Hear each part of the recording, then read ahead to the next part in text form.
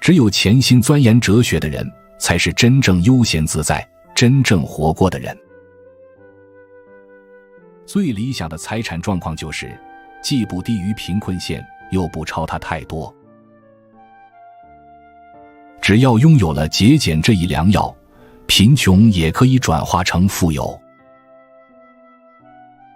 安稳的路上，只有苟且偷生的懦夫。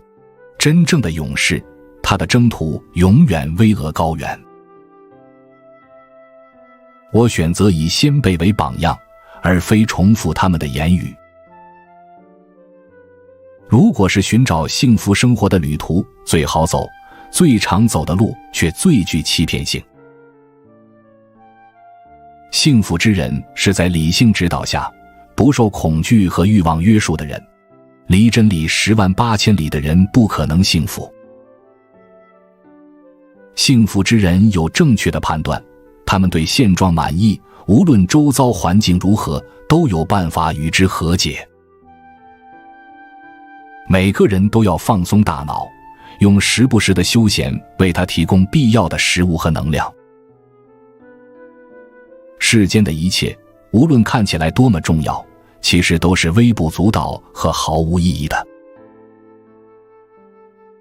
强迫不利于天性的发挥，一旦违背天性，人很难取得成功。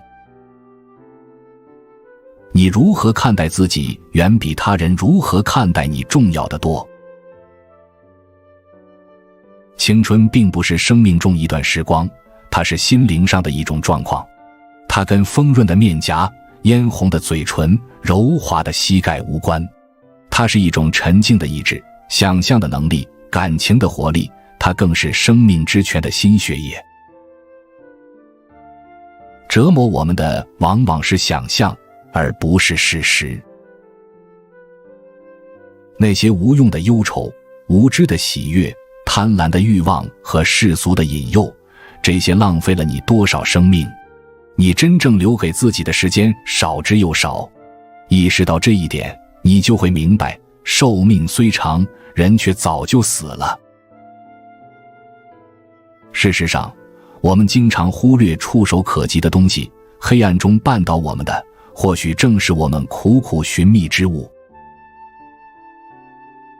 我们必须要出门散步，晴朗的天空和新鲜的空气可以让大脑重新充满活力。乘车出游，换个环境，或是从事社交活动和自由畅饮，这些都能让心灵获得全新的能量。需要命运的垂青是一个人奴性的开端，接下来他的人生就会变得焦虑、多疑和紧张，畏惧不幸，担忧变数。每个人都带着对未来生活的渴望和对当下生活的厌倦奔波忙碌着，但智者会将时间花费在自身需求上，将每天都过成最后一天。笑容表达的是人类最温柔的情感，仿佛在诉说，无论生存环境多么恶劣，都没有什么是太过沉重、太过严肃、太过不幸的。所有的残忍都是由胆怯而产生的。闲暇本身也有益身心，学会同自我相处，让我们成为更好的人。只有在这时，我们才能着手去做想做的事，被我们用相互矛盾的理由拆解得七零八落的人生，才能步入平稳坚定的路途。大家全都问他是否富有，可却无人打听他是否善良。人们不愿意分享自己的金钱，却能让别人来瓜分自己的生命。人们吝惜个人财产，但对挥霍时间却毫不在乎，即使时间才是唯一值得珍惜的财富。不是因为事情困难而让我们不敢做，是因为我们不敢做，事情才变得困难。谈话有一种魅力，就像爱情和醇酒，神不知鬼不觉的就能诱使我们说出自己的秘密。如果没有等值的回报，谁也别想夺走我的时间，哪怕一天也不行。我要专注于修身养性，远离外界的干扰，不需要外界的认可。我只想享受这种不被任何公共或个人事务所侵扰的宁静。凡是超过一定限度就会变坏，其中安逸过度危害最大，它会削弱意志，在真理和谬误的分界笼罩一层浓雾，让人陷入虚无缥缈的幻想。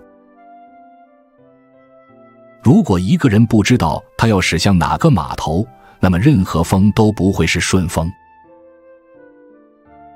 何必为生命的一个片段而哭泣？我们整个人生都催人泪下。如果有人让我选择最好的航线，接着又说不要去海南频发，风暴突如其来，船只不得不经常偏离航线的海域，那我没理解错的话，这个人虽然嘴上念叨着远航，其实并不赞成出海。内容充实的生命就是长久的生命，我们要以此而不是以时间来衡量生命。智慧是唯一的自由。所有过去的时间都是消逝了的时间，我们现在过的这一天，是介于我们本身和死之间的一天。被琐事填满人生很可怜，但更可怜的是被别人的琐事填满人生。金钱买来的忠诚，一定会被金钱所收买。无论何种情况，我们都应学会将心灵从外部转移到自身，自我信任、自我愉悦、自我欣赏，将注意力放在自己身上，不过于担心失去，即便是不幸，也能学着用友善的态度去面对。谁战战兢兢地提出请求，谁就一定遭到拒绝。既然宇宙的构成方式决定了我们要承受痛苦，那就勇气十足地忍受吧。顺从命运，不为无力改变的事不安，是我们必须履行的神圣义务。厄运会避开最胆小的懦夫，仿佛在说，我为什么要选那个人做对手？他只会立刻缴械投降。所有的好运都伴随着焦虑，因为运气就像公平一样不可靠。即便被一群拍马屁的人包围，我们最大的谄媚者还是自己。没有比人生更难的艺术了，其他的艺术学问到处都有教师。在我眼中，财富占据一定位置，但在你看来，它占据了最重要的位置。总而言之，我拥有财富，你被财富拥有。病症可以有无数种表现方式，但最终的结果只有一个，对自己不满。少了一定会成功的期待，人就更容易应付失败带来的失落感。表面看起来糟糕的事，本质上却往往并非如此。独处能治愈我们对人群的厌恶，人群则能消减我们独处的孤单，两者互为解药。因为有利可图才与你结为朋友的人，也会因为无利可图而与你绝交。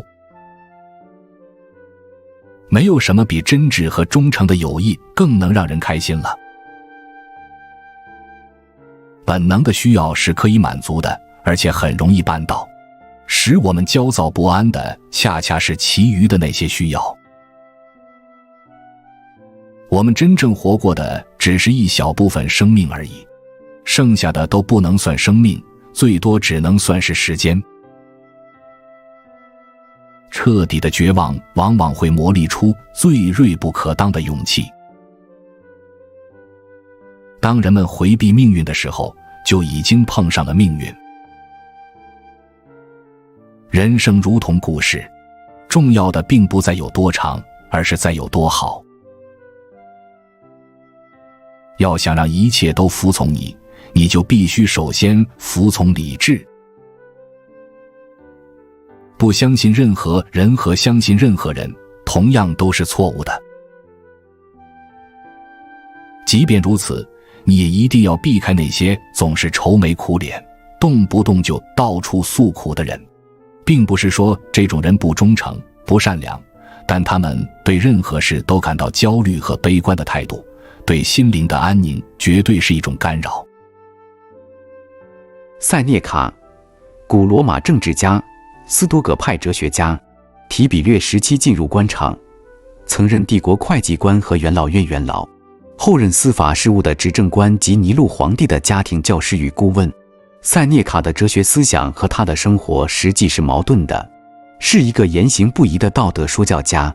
他一方面提倡简朴的生活和内心的宁静，摒弃财富，一方面却利用与尼禄的关系聚敛了大量的财富，是当时的一大富豪之一。